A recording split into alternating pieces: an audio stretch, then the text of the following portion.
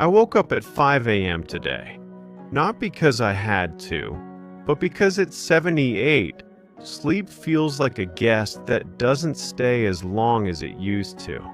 I sat by the window and watched the streetlights flicker off one by one. In the quiet of a house that used to be filled with the thumping of feet and the slamming of doors, you start to hear things differently. The silence isn't empty. It's a library of echoes. I've spent 7 decades watching the world move, watching cities grow and people change. But mostly, I've watched the people I love step out of the frame. Parents, siblings, friends who were supposed to be there for the final chapter. They're gone now. When you get to this age, you start to feel like a ghost in a world built for the living. You see the young ones rushing, their faces lit by blue screens, worrying about things that, from where I'm sitting, look like grains of sand in a desert. People look at me with pity sometimes. They see the cane, the slow walk, and they think the tragedy is being the last one standing. But there's a secret to being old that no one tells you. When everything is stripped away, the career, the house, the status, what remains isn't nothing. It's the truth. If you're younger than me, listen closely. If you're my age, pull up a chair. I want to tell you about the things that don't leave when the lights go down. The first thing I learned is that we don't actually own anything. Not our houses, not our cars, and certainly not our children. We are just stewards. We're holding them for a little while. I spent my 40s guarding my reputation like it was made of gold. But at 80, I realize my hands are empty, and that is perfectly fine. When you're young, you live for the big moments. The wedding, the promotion, the grand vacation. You spend your life staring at the horizon, waiting for the next mountain peak. But looking back, life wasn't the peaks. It was the walk between them. If I could go back, I wouldn't seek more success. I would seek more noticing. I would have lingered longer over that breakfast in 1994.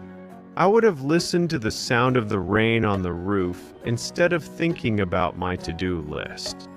What remains at the end isn't the trophy on the shelf. It's a collection of small, beautiful nothings that turned out to be the only things that mattered. One of the hardest parts of getting old is the solitude. Our generation was taught to be busy. Work, noise, distraction. We use those things to run away from ourselves.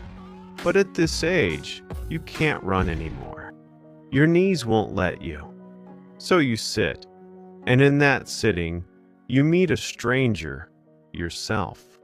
If you haven't built a relationship with that person, old age will be terrifying. But if you have, it becomes a sanctuary. I've learned to forgive the version of me that made mistakes at 30. I've realized that I was my own best friend all along. I just didn't have the time to notice it.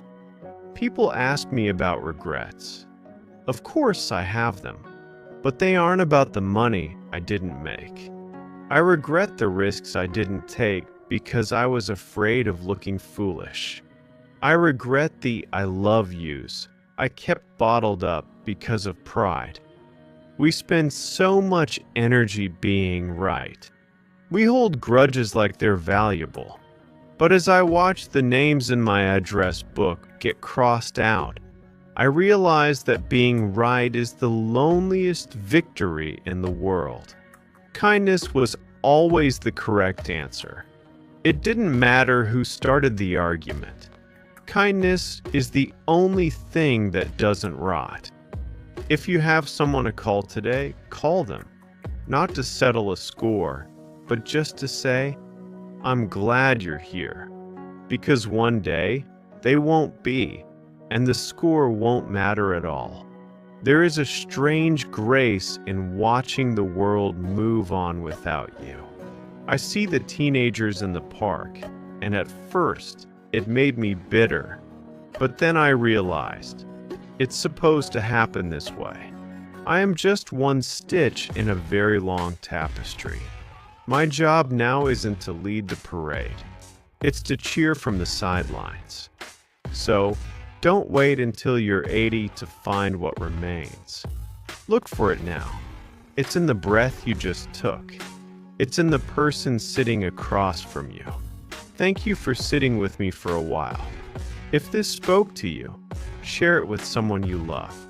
And tell me in the comments, what is one thing you've learned to cherish lately? I read them all. It makes the house feel a little less quiet.